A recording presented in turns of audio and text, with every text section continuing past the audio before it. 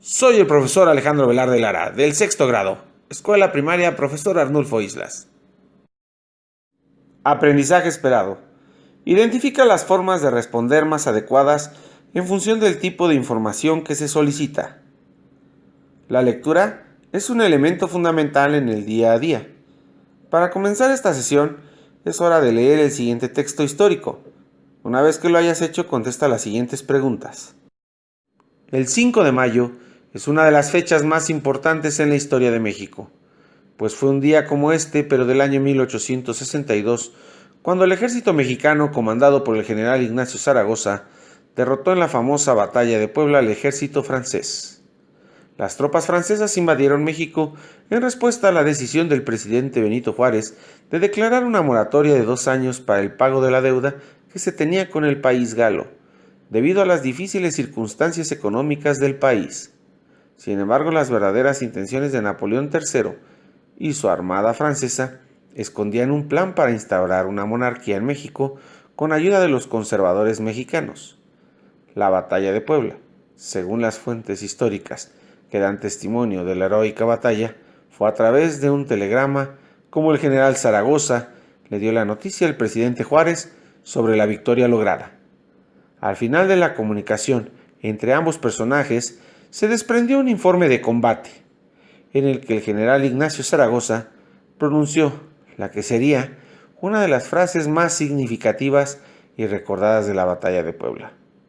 Las armas nacionales se han cubierto de gloria. Las tropas francesas se portaron con valor en el combate y su jefe con torpeza. Llegó el momento de contestar las siguientes preguntas. Pregunta número 1. ¿Qué tipo de texto es? Inciso A, noticia. Inciso B, cuento. Inciso C, leyenda. Inciso D, texto histórico. Pregunta número 2. ¿Cuál es el propósito del texto? Inciso A, hacer un informe de una entrevista. Inciso B, narrar hazañas del ejército francés el 5 de mayo. Inciso C, informar sobre sucesos relacionados con la batalla de Puebla en 1862. Inciso D, destacar las acciones de Juárez. Pregunta número 3. ¿Cómo son los hechos que describe? Inciso A, fabulosos. Inciso B, terroríficos. Inciso C, imaginarios. Inciso D, reales. Pregunta número 4. ¿Cuál era la verdadera intención de los franceses? Inciso A, instaurar una monarquía en México. Inciso B, firmar tratados comerciales. Inciso C, derrocar a Benito Juárez. Inciso D, apoyar a los conservadores. Pregunta número 5. ¿Qué consecuencia tuvo la decisión de Juárez de aplazar el pago de la deuda que tenía con Francia? Inciso A. México perdió parte de su territorio. Inciso B. El ejército francés invadió a México. Inciso C. Los franceses se retiraron del país. Inciso D. Francia concedió una prórroga para el pago de la deuda. Pregunta número 6. ¿En qué tiempo se narran los sucesos de la batalla de Puebla? Inciso A. Pasado.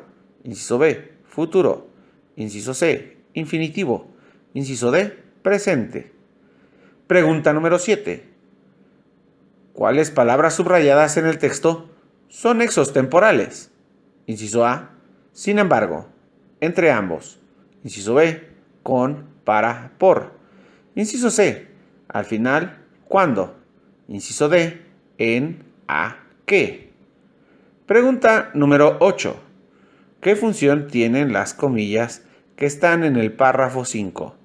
Inciso A, indicar una cita textual. Inciso B, enunciar una frase poética. Inciso C, indicar que inicia y termina la oración. Inciso D, destacar un texto. No olvides pausar el video y enviarme tus evidencias. Ahora es importante que escribas un texto donde describas brevemente las estrategias que utilizas para resolver pruebas y exámenes.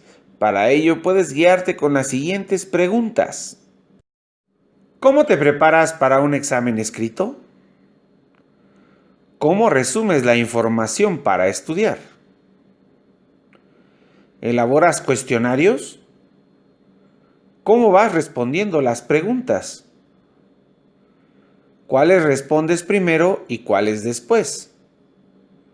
¿Cuál es la utilidad de tener una estrategia para la resolución de pruebas y exámenes? No olvides pausar el video y enviarme tus evidencias. Anota las preguntas en tu libreta de español. Como les mostré en la clase pasada, las preguntas cerradas son aquellas que se pueden responder utilizando un sí o un no, o bien dando respuestas muy cortas. Ejemplos de este tipo de preguntas son: ¿te gusta el brócoli? ¿Cuántos años tienes? Por su parte, las preguntas abiertas son aquellas que están diseñadas para obtener una información más amplia. Con este tipo de preguntas, quien responde se verá obligado a elaborar una idea mucho más completa y a dar una mayor cantidad de detalles. Así pues, las preguntas abiertas demandan respuestas mucho más amplias. Cuando una persona plantea una pregunta abierta, lo hace porque desea conocer un tema a profundidad y o para conocer las habilidades verbales de la persona a quien le está planteando la pregunta. ¿Cómo describirías a tu familia? ¿Cómo ha sido tu vida en los últimos 4 años? Para concluir, te toca crear tus propias preguntas abiertas. 3 preguntas para ser precisos. No olvides enviarme tus evidencias. Éxito total.